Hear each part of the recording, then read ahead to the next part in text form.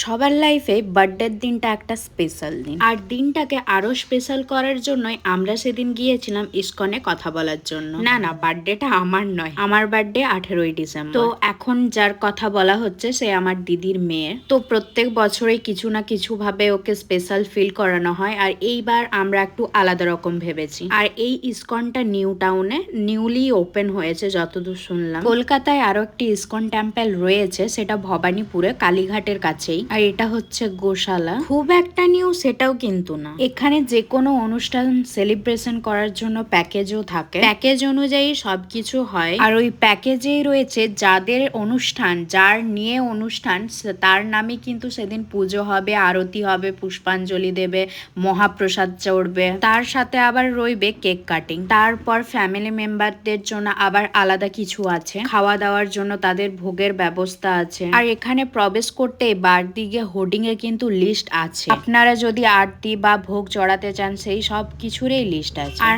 আমরা মনে হয় খুব একটা ভালো টাইমে গিয়েছিলাম, আমরা জানতাম না যে এই টাইমে হয়তো আরতি হয়, বাট আমরা ঢুকেই দেখছি আরতি জাস্ট স্টার্ট হয়েছে। এখানে কিন্তু সেলফি আর ভিডিও অ্যালাউ নেই, বাট ভিডিওটা নিজের ছবির সাথে অ্যালাউ নেই।